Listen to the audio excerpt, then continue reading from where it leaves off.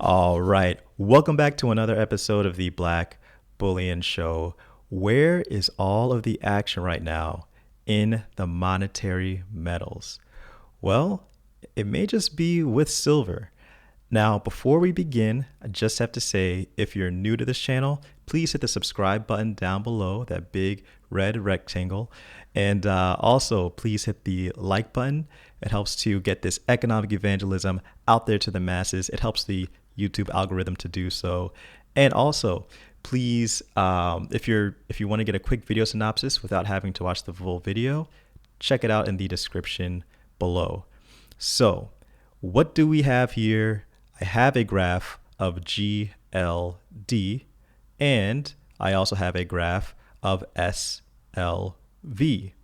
So in this exercise, I am going to use them as representatives for the average investor in the precious metals market. Now you may ask, well, why? So I can analyze something called volume. Now, for those of you who are familiar with Dow theory, you know all about volume, but for those of you who may not, I'm just going to read this quick blurb about volume. And it reads, volume must confirm the trend. Dow recognized volume as a secondary but important factor in confirming price signals. Simply stated, volume should expand or increase in the direction of the major trend, meaning it should match, parallel, lockstep with one another.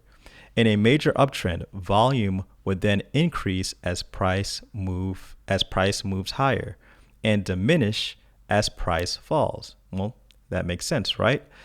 In a downtrend, volume should increase as price drops and diminish as they rally. Dow considered volume a secondary indicator. He based his actual buy and sell signals entirely on closing prices. Today's sophisticated volume indicators help determine whether volume is increasing or falling off. Savvy traders then compare this information to price action to see if the two are confirming each other. Now again, if they are not, something is up, and that's something that we will actually take note of shortly.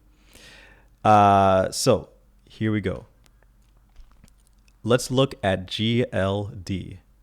So with GLD, as you can see here, you have the line up here that represents the price, but on the bottom you have these bars that represent volume for a given trade happening. So it could be going up, it could be going down, but you have volume there. And in general, over the past decade or the last decade, it seems to be that the average volume is between 100 and 200 million as far as volume of trades happening. Now, let's take a look at recent prices, or recent volume, I should say. So if you take a look here, things are been kind of normal, and then we start to see an uptrend here around the summer of 2019, which makes sense because that's around the time when we saw the gold price increase, and we see it hit a peak roughly around August, which makes sense. I do remember that, and then we see volume going down, but price is increasing. But price is decreasing. And obviously in the recent, issue, we've been seeing, we saw initial rise in volume, and then it hit a peak in March 1st. And then from there, the price has been increasing. As you can see here, the price is increasing, but volume is decreasing. So,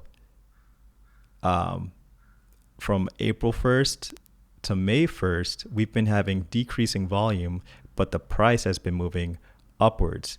So to me, that raises a red flag. That tells me, okay,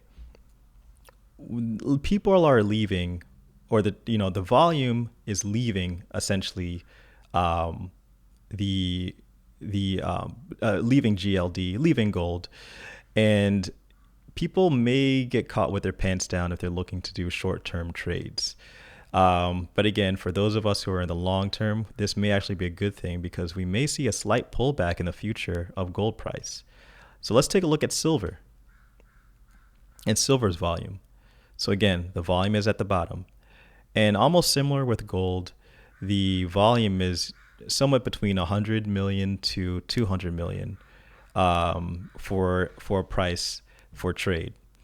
And similarly, the summer of 2019 saw an increase in volume and a huge increase in volume.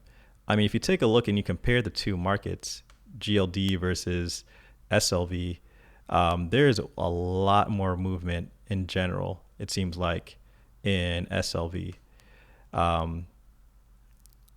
In 2011, I think we got up to about, in GLD, it was 700 million. In 2011, we got to 1.53 billion. So SLV is very, very popular to trade on, which makes sense. It's cheaper. But let's take a look at the recent action. So during the issue, we had an increased volume, and then we had that sell-off. Now, again, we had increased volume and a sell-off. So we had some counter behavior. The price was going down, but we had more volume. And now we have the price going up with volume going up. So now we actually have some strong parallel behavior of going from April 1st to May 1st, which makes sense because remember, at the beginning of this issue, we had a huge sell-off in silver. So there are a lot of people who were just selling silver. So that's why we had an uptick in volume. And now it dropped in April, but now it's starting to uptrend again with the price uptrending. So this looks to me to be somewhat healthy as far as the price being supported by strong volume of investor sentiment. Now, what do you guys think? Do you think that this is a good time to get into silver with this increased volume or not? Let me know in the comment section below. Thanks again for watching. Really appreciate it. Please give the video a like. Please subscribe if you're new. It's Black Bullion.